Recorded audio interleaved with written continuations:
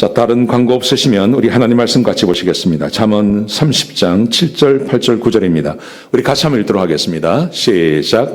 내가 두 가지 일을 주께 구하여 싸우니 내가 죽기 전에 내게 거절하지 마옵소서. 곧 헛된 것과 거짓말을 내게서 멀리 하옵시며 나를 가난하게도 마옵시고 부하게도 마옵시고 오직 필요한 양식으로 나를 먹이시옵소서. 혹 내가 배불러서 하나님을 모른다 여호와가 누구냐 할까 하오니요.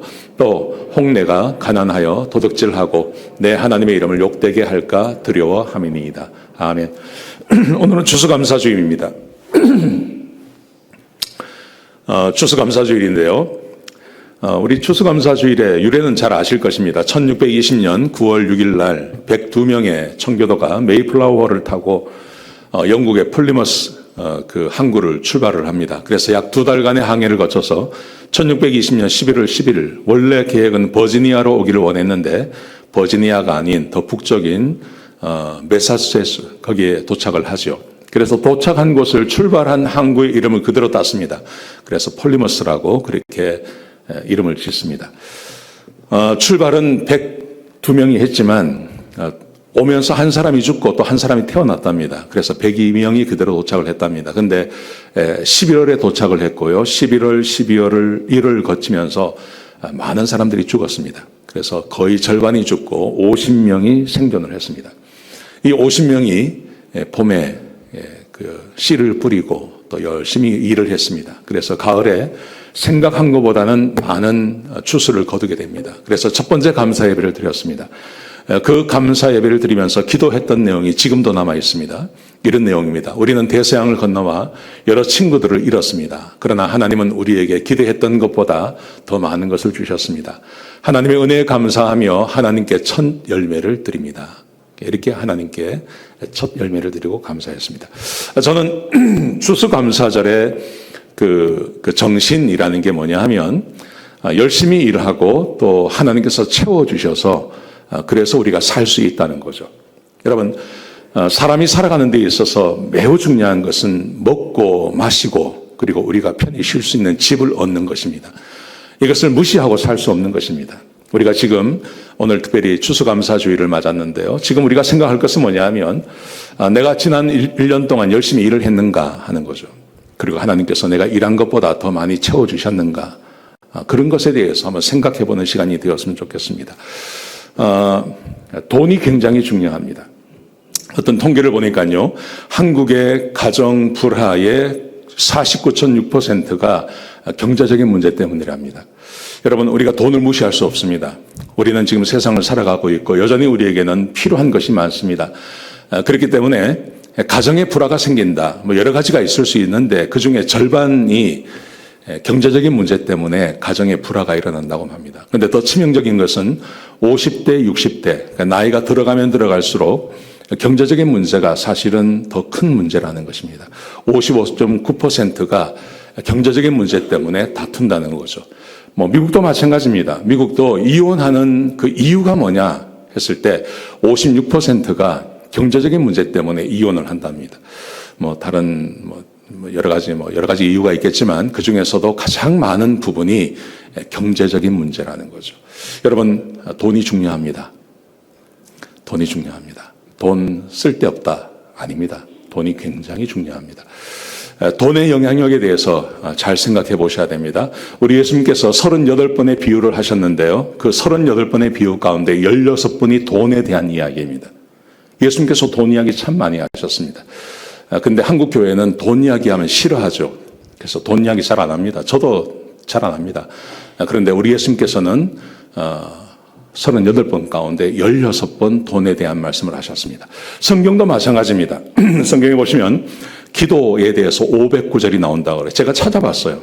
찾아보니까요. 직접 기도라는 단어는 신구약 합쳐서 몇 번 나오냐 하면 한 300번 나옵니다. 근데 기도다라는 내용을 다 합치면 한 509절 나온다 그래요. 믿음이라는 말씀도 이 신구약 전체를 따지면 한 509절 나옵니다. 그런데 돈과 재물에 대한 이야기는 2359절이 나온다 그럽니다. 성경이 돈을 우습게 여기지 않는다는 겁니다. 이 말의 의미는 사람은 기도도 해야 되고 믿음도 중요하지만 또 돈도 우리의 삶에 필요한 거라는 거죠. 사람은 경제적인 존재입니다. 경제를 떠나서 살 수 없습니다.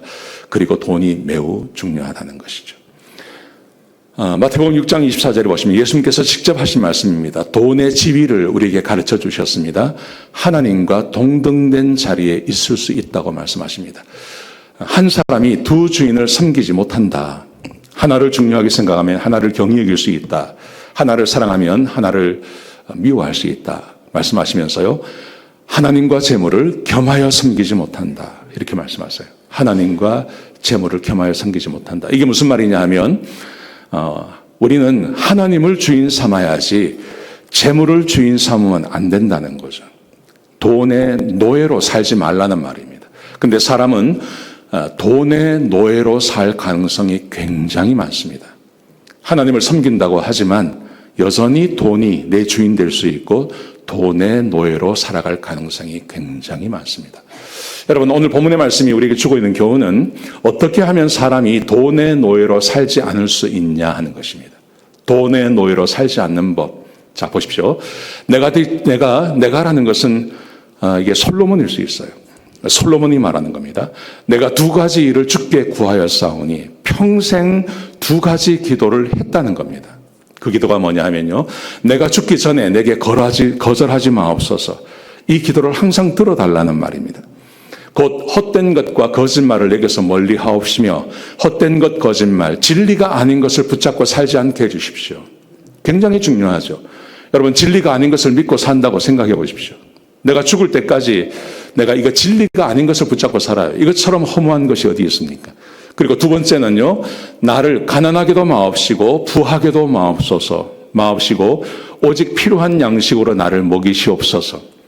나를 가난하게도 마시고 부하게도 마십시오. 무슨 말이냐면 돈의 노예가 되지 않게 해달라는 것입니다.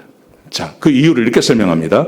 혹 내가 배불러서 하나님을 모른다, 여호와가 누구냐 할까 하오며 돈이 너무 많아서 돈을 믿기 때문에 하나님을 믿지 않는 겁니다. 이것은 돈의 노예를 말하는 것입니다. 혹은 내가 가난하여서 도둑질하고 내 하나님의 이름을 욕되게 할까 두려워함이니이다. 너무너무 가난해서 살 방법이 없어서 그래서 도둑질할 수 있지 않습니까? 이것도 돈의 노예로 살아가는 것입니다. 돈의 노예로 살지 않기 위해서 오늘 이 본문에 이 솔로몬이 우리에게 구한 것, 하나님께 구한 것은 나를 가난하게도 마시고 나를 부하게도 마십시오. 이렇게 말합니다. 여러분, 근데 여기서 가난과 부유함이라는 것은 절대적인 것이 아니라 이것은 상대적인 겁니다. 어떤 사람은 그냥 세 끼 먹을 것만 있어도요, 부유하다고 생각하고 하나님 모른다고 말할 수 있습니다. 근데 어떤 사람은 아무리 많은 것을 가져도 여전히 하나님을 신뢰하며 사는 사람이 있습니다. 절대적인 가치를 말하는 게 아닙니다. 가난도 마찬가지라고 생각합니다. 여러분, 그래서 돈의 노예가 되지 않기 위해서는 오늘 저는 이 설교를 하려고 합니다. 첫 번째, 돈의 가치를 알아야 됩니다. 돈이 무엇인지, 성경이 말하는 돈이 무엇인지 아실 필요가 있습니다. 두 번째는요, 가난하지 말아야 됩니다. 부유한 것도 문제지만 더 큰 문제는 돈의 노예가 될 가능성이 훨씬 많은 것은요, 부자가 아니라 가난한 겁니다. 가난하면 돈의 노예가 될 수 있습니다. 돈의 노예가 되지 않기 위해서 부지런해야 됩니다. 두 번째, 하나님을 경외해야 됩니다. 오늘 이 말씀을 함께 나누기를 원합니다. 자, 먼저 돈의 가치를 아셔야 됩니다. 돈의 가치를 바로 알자는 거죠. 돈의 가치 모르는 사람이 없죠. 그런데 우리 한국 사람들은 특별히 돈의 올바른 가치를 알 필요가 있습니다. 왜냐하면 우리는 유교 문화 가운데 살았습니다. 유교 문화에 폐해가 있습니다. 크게 세 가지라고 할 수 있는데, 첫 번째, 연공서열입니다. 우리는 미국 사람들은 그렇지 않는데 우리는 그냥 만나면 처음 물어보는 게 그거 아닙니까? 몇 살이십니까? 몇 년생이십니까? 이거 묻지 않습니까? 그래서 뭐 나보다 한 살이라도 많으면 고개 숙이고 한 살이라도 적으면 바로 무릎 꿇으라고 이야기를 하죠. 근데 미국은 그렇지 않죠. 연공서열이 굉장히 중요하죠. 두 번째, 허례허식입니다. 가난하고 배고파도 절대 배고픈 척 하지 않지 않습니까? 뭐 맹물 마시고 이빨 쑤신다 그러잖아요. 그죠? 그러니까 이 허례허식, 체면 문화, 이게 참 많습니다. 이것도 문제입니다. 근데 더 큰 문제는요, 사농공상이라는 거예요. 산은 선비를 말합니다. 농사 짓는 사람을 말합니다. 공, 뭔가를 만들어내는 사람, 상은 장사하는 사람을 말합니다. 여기에 산농공상이라는 것을 딱 정해놓고 부에 대한 위선적인 태도를 구합니다. 사가 중요하지 농공상은 그렇게 중요하지 않다. 특별히 공상은 그렇게 중요하지 않다고 생각합니다. 천시하는 것입니다. 여러분, 그런데 살아가는 데 있어서 돈이 중요하지 않습니다. 돈을 만들어내고 돈을 버는 게 중요한데 유교 문화, 특별히 우리 조선의 문화는 어떤 거냐 하면 그것을 별것 아닌 것처럼 생각하는 거예요.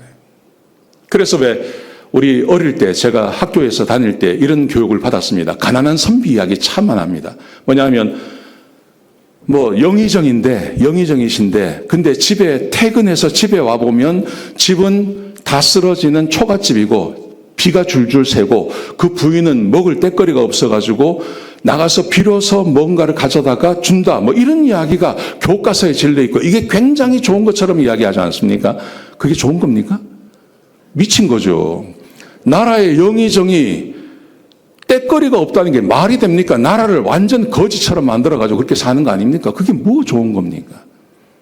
그런데 이걸 마치 굉장한 것처럼 이야기합니다. 돈을 천시합니다. 돈을 버는 것을 별거 아닌 것처럼 이야기하는 거예요. 여러분, 삼성이나 금성, LG, 현대 얼마나 대단한 기업입니까? 그런데 세계 어느 나라에서 자기 나라 기업을 그렇게 무시하는 나라가 어디 있습니까? 한국이에요. 아니, 미쳤어요. 돌았어요, 완전히. 제가 이번에 그 코스코에 가가지고 그 LG 테레비를 하나 샀습니다. 저희 테레비가 한 15년 썼더니요, 이게 맛이 갔어요. 그래서 보니까 싸요. 코스코 가보니까 LG, 삼성이 있는데 싸더라고요. 그래서 하나 샀어요. 와, 기가 막힙니다. 기가 막힙니다. LG 테레비 갖다 놨는데요, 제가 막 감동을. 세상에 이렇게 좋은 제품을 이렇게 싼 가격에 만들어낸 나라가 어디 있어요? 그런데 그 삼성을, LG를 못 잡아먹어가지고 난리라는 거죠. 왜 그렇습니까? 부에 대한 위선적인 태도예요. 사실은 좋아해요. 사실은 부러워요. 거기 가서 일했으면 좋겠어요. 그런데 그 재벌이나 그 사람들을 무시하고 돈 버는 것을 우습게 여긴다는 거예요. 이런 문화가 우리 가운데 있는 거예요. 그래서 가난한 것을 마치 굉장히 좋은 것처럼 이야기합니다. 가난한 선비, 청백리 굉장한 것처럼 하는데 실제로 그렇게 사는 사람 없습니다. 그게 좋은 거 아닙니다. 근데 그것을 좋은 것처럼 미화시킨다는 겁니다. 그게 유교 문화라는 거죠. 자, 성경은 절대 가난을 귀하다고 생각하지 않습니다. 자, 보십시오. 부자의 재물은 그의 견고한 성이요, 가난한 자의 궁핍은 그의 멸망이니라. 우리는 부자 그러면요, 왠지 부정적인 의미가 있어요. 우리 지금 미국에 살고 있는 한인들도 그렇습니다. 부자, 재물은 그의 견고한 성이다. 부정적인 의미가 아닙니다. 이것은 자기를 지켜주는 거라는 거예요. 가난한 자의 궁핍은 그의 멸망이니라. 재물은 많은 친구를 더하게 하나 가난한 즉 친구가 끊어지느니라. 여러분, 이게 절대 가난을 미화하는 말 아닙니다. 가난하면 친구도 떠난다는 말이죠. 가난하지 말라는 말입니다. 가난한 자는 그의 형제들에게도 미움을 받거든 하물며 친구야 그를 멀리하지 아니하겠느냐. 따라가며 말하려 할지라도 그들이 없어지느니라. 가난을 미화하는 게 아닙니다. 가난하지 말라는 말입니다. 14장 20절에 보시면 가난한 자는 이웃에게도 미움을 받게 되나 부유한 자는 친구가 많으니라. 그렇죠? 이게 실제죠. 성경은 있는 거 그대로 이야기를 하는 겁니다. 가난하지 말라는 말입니다. 가난을 미화하지 않습니다. 가난하지 않으려면 어떻게 해야 될까요? 성경 전체, 우리 특별히 그 잠언서를 읽어보시면 게으름에 대해서 얼마나 많이 말하고 있는지 모릅니다. 제가 읽어드리겠습니다. 게으른 자여 개미에게 가서 그가 하는 것을 보고 지혜를 얻으라. 개미는 두령도 없고 감독자도 없고 통치자도 없을 때 먹을 것을 여름 동안에 예비하며 추수 때에 양식을 모으느니라. 게으른 자여 내가 어느 때까지 누워 있겠느냐. 내가 어느 때까지 잠을 깨어 일어나겠느냐. 좀 더 자자, 좀 더 졸자, 좀 더 손을 모으고 좀 더 누워 있자 하면 내 빈궁이 강도같이 오며 내 공핍함이 군사같이 이르리라. 이 그 잠언에서 말하는 그 가난의 이유를 게으름이라고 이야기를 하는 거예요. 부르짖어나가는 자의 손은 사람을 다스리게 되어도 게으른 자는 불임을 받느니라. 게으른 자는 그 잡을 것도 사용하지 아니하나 사람의 부귀는 부지런하는 것이니라. 그래서 게으름에 대해서요, 잠언이 얼마나 말하는지 모릅니다. 제가 여기서 몇 가지만 추려낸 겁니다. 1장부터 31장까지 전체를 다 읽으면서 제가 쭉 찾아봤거든요. 게으르지 말라고 얼마나 많이 주장하고 있는지 모릅니다. 여러분, 잠언만 그런 게 아닙니다. 신약에 와서도 마찬가지입니다. 데살로니가후서 3장 6절에 보시면 사도 바울이 데살로니가 교회에 편지를 보내죠. 이 데살로니가 교회가 어떤 분위기였냐면 이제 곧 주님이 오신다고 믿은 거예요. 이제 곧 주님이 오십니다. 이제 곧 주님이 오시니 일하는 게 뭐가 중요하냐? 일하지 말자 이거죠. 교회 가서 찬양하고 기도하고 교회 가서 모여서 항상 하나님께서 오실 것을 예수님께서 오실 것을 기다리자, 이런 분위기였습니다. 그래서 일하지 않는 자들이 있었습니다. 사도 바울이 그런 사람들을 향해서 말하는 겁니다. 형제들아, 우리 주 예수 그리스도의 이름으로 너희를 명하노니 게으르게 행하고 우리에게서 받은 전통대로 행하지 아니하는 모든 형제에게서 떠나라. 게으르게 행하는 사람들, 일 안 하는 사람들과 함께 놀지 마라, 이 말이죠. 3장 10절에 보시면 우리가 너희와 함께 있을 때에도 너희에게 명하기를 누구든지 일하기 싫어하거든 먹지도 말라 하였더니 일하기 싫으면 먹지 마라.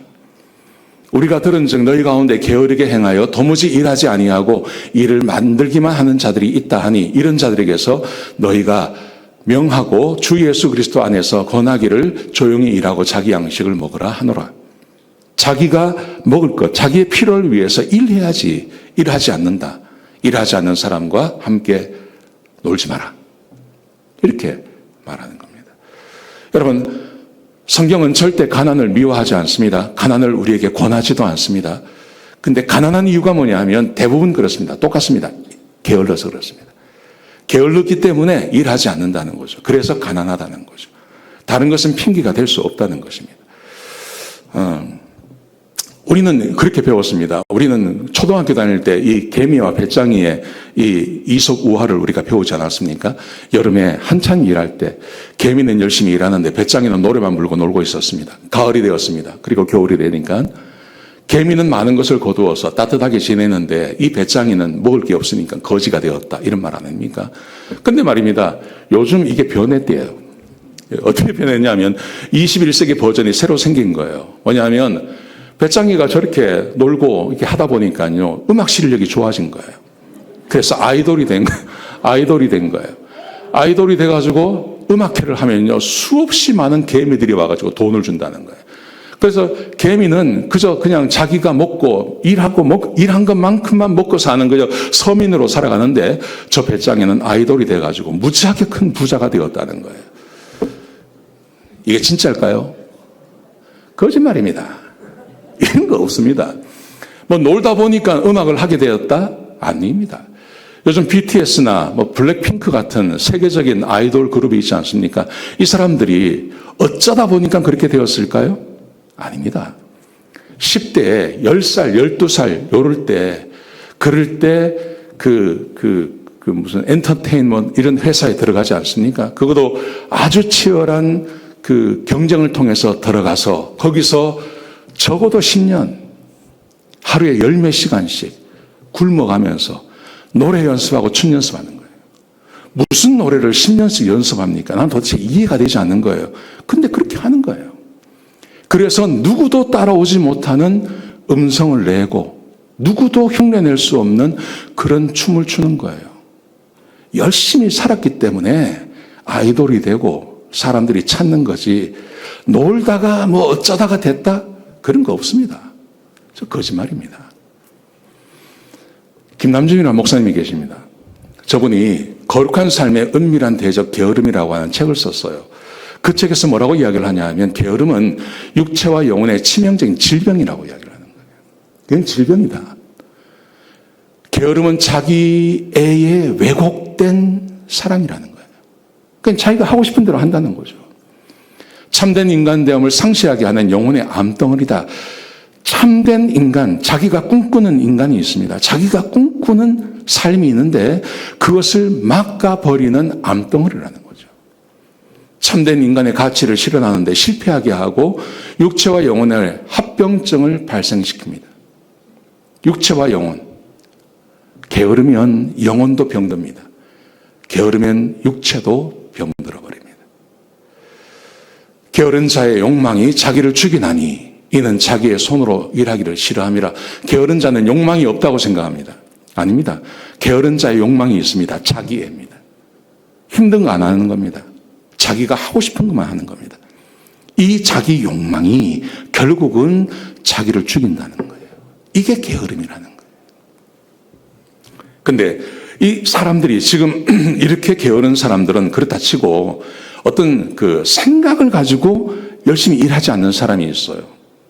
이제 이게 좀 중요하다고 저는 생각합니다. 중세를 우리는 5세기에서 15세기까지 우리는 중세라고 합니다. 근데 이 중세 때 조선과 비슷한 성향이 있었습니다. 어떤 거냐 하면 계급이 나누어집니다. 영적인 계급과 세속적인 계급으로 나눕니다. 영적인 계급이라는 것은 주교, 사제, 수도사, 쉽게 말하면 요즘 이 교회에서 일하는 사람들이죠. 세속적인 계급이라는 것은 세상에 나가서 일하는 사람들을 말하는 것입니다. 그런데 이 중세 때 캐톨릭이 무슨 짓을 했냐 하면 노동을 멸시합니다. 노동을 멸시하고 가난을 미화합니다. 여러분 이런 말 많이 들어보셨죠? 탁발 수도사. 가진 거라고는 옷 한 벌밖에 없다. 그리고 다니면서 빌어먹고 그저 하나님만 날마다 바라보는 이걸 탁발비로 이것을 가난을 미화시키는 겁니다. 일하지 않는 것을 미화시키는 겁니다. 그런데 여러분 잘 아시는 것처럼요. 중세시대에 주교, 사제, 수도사 부자들이었어요. 근데 껍데기만 그렇게 보이는 거예요. 이걸 미화시키는 거예요. 근데 이 미화가 가난을 미화하는 것이 어디서 나온 거냐 하면 토마스 아퀴나스라는 사람의 말을 오해한 거예요. 보세요. 토마스 아퀴나스가 이렇게 말을 합니다. 노동보다는 명상을 통해서 하나님을 온전히 알 수 있기 때문에 노동보다는 명상이 더 가치 있다. 노동을 하는 것보다는 하나님을 알기 위해서 명상이라는 것은 지금으로 말하면 성경을 묵상하는 것을 말하는 것입니다. 성경 공부하고 묵상하는 것인데 성경을 묵상하고 공부하고 묵상하는 것이 노동하는 것보다 훨씬 가치 있다. 그렇다고 해서 노동을 하지 말라는 말은 아니었어요. 토마스 아퀴나스는 저렇게 말을 했는데 이걸 캐톨릭이 잘못 이해하는 겁니다. 그래서 노동하지 않고 하나님만 명상하다 보니까 일을 못하게 되고 일을 못하니까 옷 한 벌로 살아가는 수도사, 사제. 이게 진짜다. 그리고 가난을 미화시키는 거예요. 평민들이 열심히 일하고 거둬들이는 것. 그래서 부유하게 사는 것을 죄악시하는 거예요. 이게 중세의 문화였다는 거죠. 빈곤의 역사라는 책이 있습니다.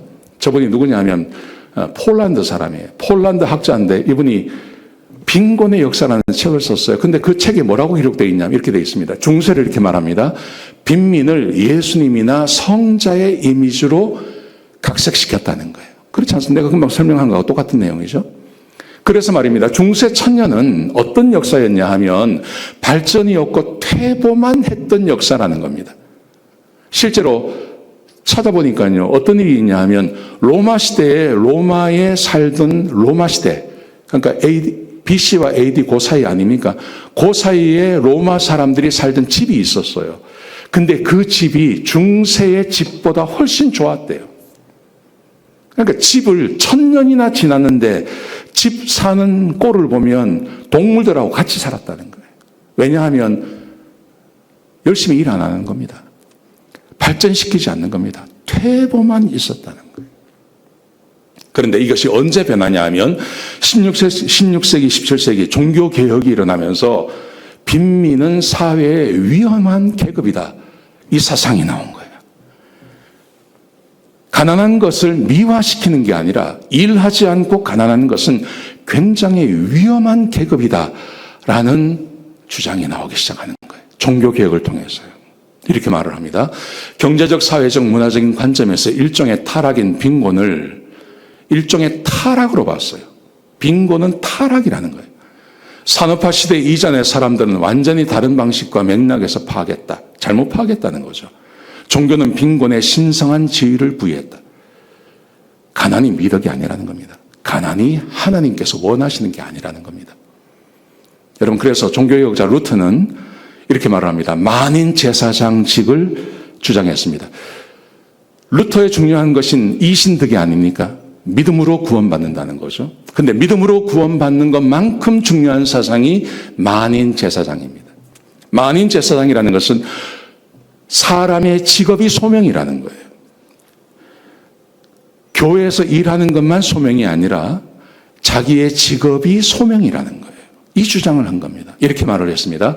한 여종이 주인의 명령을 따라 마구간에서 똥을 치우고 있다면 똥 치는 일, 이것은 아주 비천한 일이죠. 그런데 이것을, 이 똥을 치우고 있다면 그것이야말로 천국으로 가는 직선로를 제대로 찾은 것이다. 그게 진짜 하나님의 일이다, 이 말이죠. 그게 진짜 하나님의 일이다. 반대로 자기 할 일이 무엇인지 알지 못하면서, 일을 안 하면서요, 무엇을 해야 되는지 일도 하지 않고 사는 사람이 교회당으로 가는 이들은 천국이 아니라 지옥으로 직진하는 자들이다. 일하지 않는 것에 대해서 말하는 겁니다. 여러분, 루터가 이 주장을 한 거예요. 그래서 독일이 달라지는 거예요. 칼빈이 이 주장을 한 거예요. 그래서 프랑스가 달라지는 거예요. 이것을 받아들인 영국이 달라지는 거예요. 유럽이 달라지는 거예요. 독일을 보십시오. 직업을 천직으로 생각합니다. 직업을 소명이라고 생각합니다. 하나님의 선물이라고 생각하고, 그래서 장인 정신을 갖죠. 열심히 일하죠. 이거 중요한 겁니다. 굉장히 중요한 겁니다. 완전히 달라진 것입니다. 폴리머스에 동참한 청교도들요, 이 청교도들이 어떻게 살았는지 보십시오. 혹독한 겨울이 왔습니다. 102명이 도착했지만 그 겨울을 지나가면서 50명이 죽습니다. 하루에 2-3명이 죽어나갔습니다. 생존한 사람이 50명밖에 없었습니다. 대부분의 사람들이 질병을 앓았습니다. 그런데요, 그 중에 6명 내지 7명의 건강한 사람들이 있었어요. 이 사람들이 열심히 일을 했습니다. 땔감을 가져오고 침실을 만들고 병자들을 간호하고 병자들과 노인들의 옷을 빨아서 입히고, 그리고 나가서 칠면조를 잡아오고 사슴을 잡아오고 고기를 조달해서 사람들을 살려낸 겁니다. 이 사람들이 열심히 일해서 살려낸 겁니다. 일하지 않고 있다가 50명 죽고 50명 우연히 살아난 게 아니고요, 이 6-7명이 일해서 살려낸 겁니다. 그리고 살아난 사람들이 봄에 씨를 뿌리고, 그리고 열심히 일을 했습니다. 그리고 가을에 기대 이상의 추수를 거두게 된 것입니다. 그리고 하나님 앞에 그들이 눈물로 감사한 것입니다. 여러분, 이것이 미국의 청교도 정신입니다. 미국의 정신입니다. 울며 씨를 뿌리는 자는 기쁨으로 단을 거두리로다. 이 고백을 하게 된 것이죠. 아멘이십니까? 저는 미국이 참 좋아요. 저는 미국이 참 좋아요. 레이버데이 이런 말을 하면 여기에 아주 높은 좋은 일만 하는 사람만 나오는 게 아니잖아요. 일반 노동자들도 여기에 끼지지 않습니까? 그 사람들이 오히려 더 쳐주지 않습니까? 제가 직접 봤던 것은 어떤 거냐 하면요, 우리 집사람이 뉴올런즈에서 제가 공부하고 우리 집사람이 일할 때, 그때 뉴올런즈에는 거기는 항구가 있어요. 그래서 현대상선, 범양선, 지금은 펜오션으로 바뀌었는데 범양상선이라고 하는 회사에서 우리 집사람이 일을 했어요, 거기서. 그러니까 제가 자주 우리 사람 데려다 주고 데리고 오기 위해서 그 회사를 자주 갔죠.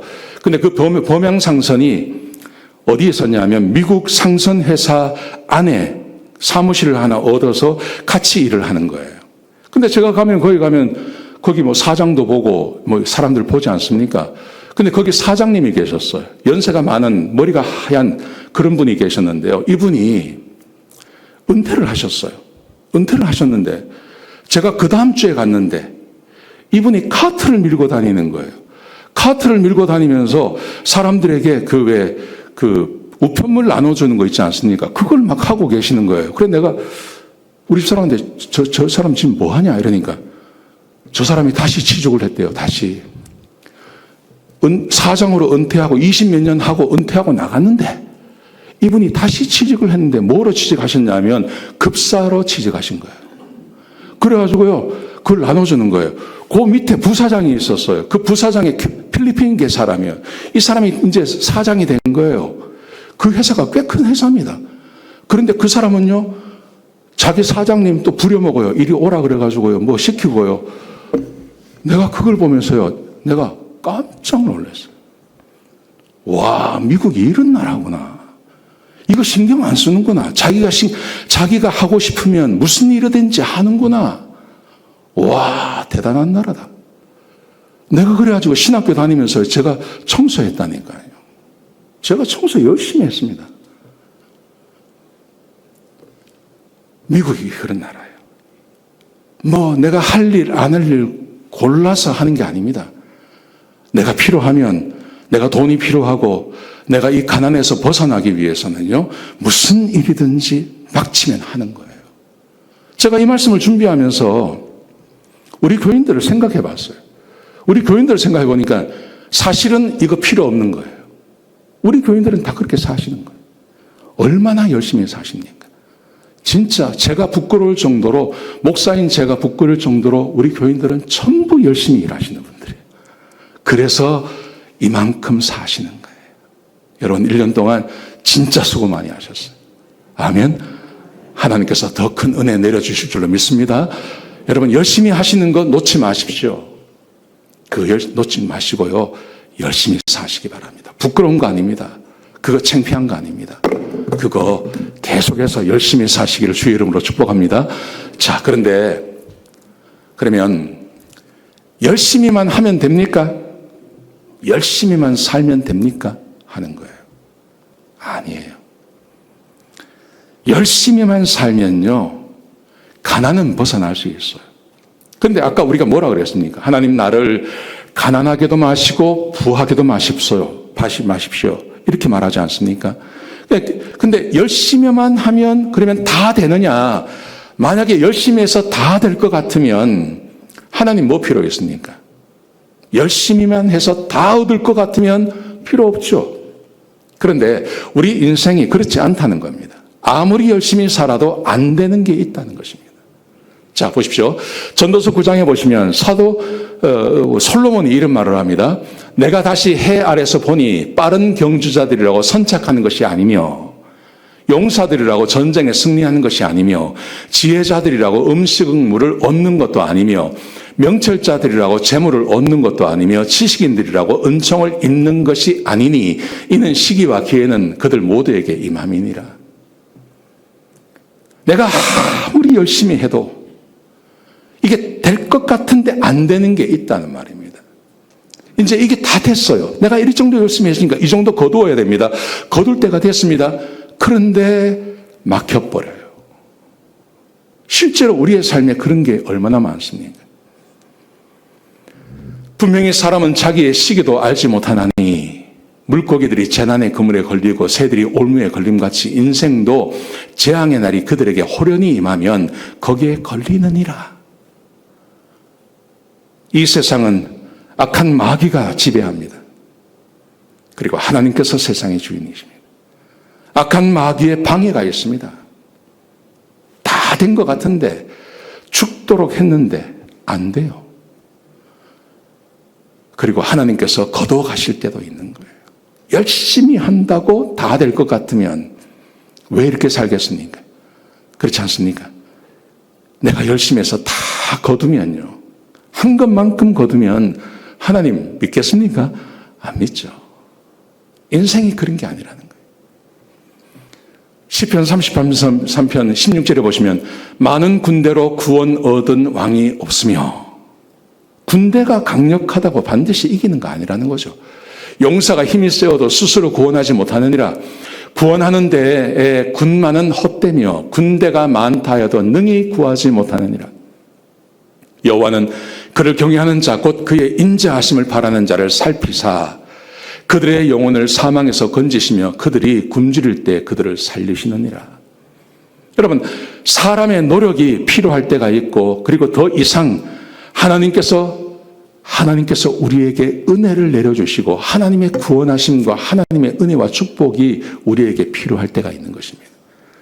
하나님의 은혜 없이 내가 마음껏 일하고 모든 것을 다 얻을 수 있는 건 아닙니다. 인생은 그렇지 않습니다. 절대 그렇지 않습니다. 보십시오. 이게요, 지난주에 한국에서 그 대학 입시 시험이 있지 않았습니까? 그때 한국에서 팔던 그 것들이에요. 근데 보십시오. 부터스라고 있죠? 저게 뭐냐면 바카스예요, 바카스. 바카스의 껍데기에다가 부터스. 공부한 대로 안 된다는 거예요. 아는 거예요. 공부를 내가 100을 하면 100한 것만큼 얻으면요. 저런 거 왜 하겠습니까? 부터스. 저거 먹고 들어가라는 거죠. 그 뒤에 보시면 오르사가 있어요. 오르사. 원래 우루사예요. 우루사. 그죠? 근데 우루사인데 거기에 오르사. 그래가지고 시험 점수 올리라고. 오르사. 저런 제품이 엄청 많은 거예요. 저거 먹고 들어가는 거예요. 어떻게 해서든지 저거 먹고 들어가가지고 네가 한 것만큼만 얻어라. 그러면 좋겠다. 사람은 노력하는 것만큼 얻는 존재가 아니라는 거죠. 그래서 우리는 하나님을 경외해야 하는 것입니다. 내가 노력을 하고 그리고 하나님이 나를 도와주셔야 되는 거예요. 그래야 사람이 사는 거예요. 보십시오. 겸손과 여호와를 경외함의 보상은 재물과 영광과 생명이니라. 하나님을 경외함이 나에게 재물을 더하시고 영광을 더하시고 생명을 더하십니다. 운동한다고 건강한 거 아닙니다. 열심히 일만 한다고 재물을 얻는 거 아닙니다. 하나님을 경외해서 하나님이 허락하셔야 되는 거죠. 노력하고 하나님을 경외하셔야 됩니다. 여호와께서 주시는 복은 사람을 부하게 하고 근심을 겸하여 주지 아니하시느니라. 얼마나 좋은 것입니까? 하나님께서 주시는 복이 있는 거예요. 너희 행사를 여호와께 맡기라. 그리하면 그가 내가 경영하는 것을 이루시리라. 내가 내 할 도리를 다합니다. 최선을 다해서 게으름을 피우지 아니하고 최선을 다합니다. 그리고 하나님께 의탁하는 것입니다. 그러면 우리 하나님께서 경영을 이루시는 거예요. 아멘이시죠? 그를 높이라. 그리하면 그가 너를 높이 들리라. 만일 그를 품으면 그가 너를 영화롭게 하리라. 최선을 다하지만 하나님을 높이고 하나님을 품고 하나님의 말씀에 순종하는 것이죠. 여호와께서 의인의 영혼은 줄이지 않게 하시나 악인의 소욕은 물리치시느니라. 의인의 영혼을 줄이지 않게 하시는 거예요. 내 재물과 내 소산물에 처음 익은 열매로 여호와를 공경하라. 그리하면 내 창고가 가득 차고 내 포도즙들에 새 포도즙이 넘치리라. 아멘이십니까? 아멘. 아멘. 내가 열심히 노력하지만 내가 하는 게 한계가 있습니다. 가난은 벗어날 수 있습니다. 그런데 그 이상 내가 하나님을 모른다고 할 정도의 그 정도는 아니라 하더라도 적어도 내 삶에 필요한 것을 내가 사용할 수 있고 쓸 수 있고 할 수 있는 그것을 얻는 것, 거기까지 가기 위해서는요, 우리 하나님의 도우심, 하나님이 경외하심으로, 하나님을 경외하심으로 주께서 채워주시는 것이 우리의 삶에 필요한 것이죠. 제가 고등학교 다닐 때, 제가 고등학교 2학년 때요, 저희 반에 2학년 새로 되어서 이제 반에 갔는데, 제 옆에 제 짝이 이제 새로 생겼어요.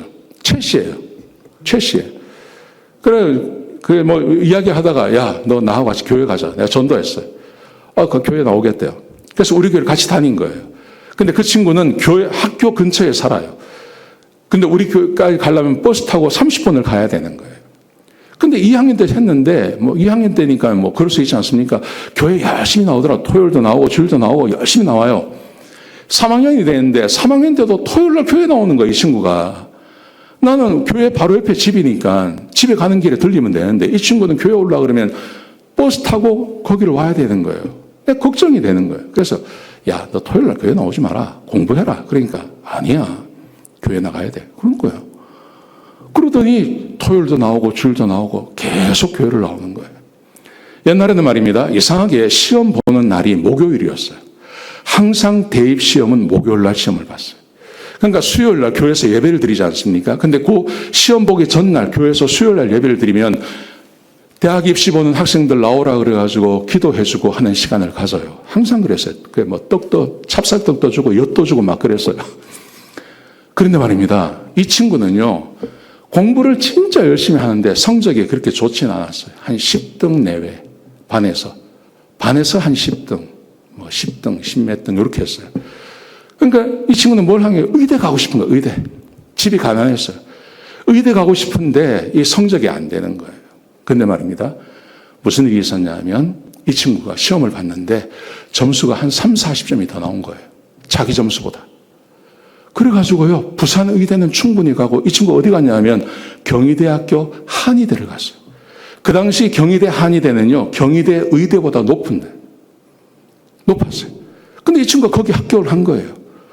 그래가지고 점수가 3, 40점이 더 나왔으니까 어떻게 된 거냐? 그러니까 이 친구가 뭐라고 그러냐면 그 전날 기도해야 하는데 눈을 감고 기도하면 이자가 왔다 갔다 하는 이자가 자기 눈앞에 숫자 2가 왔다 갔다 하더라는 거예요. 눈만 감으면.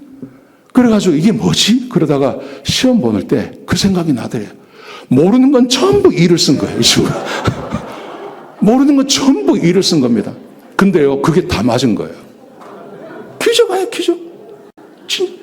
그리고 우리가, 야, 이 자식아, 너 임마 그랬으면 우리한테 말을 해줘야 될 거 아니야.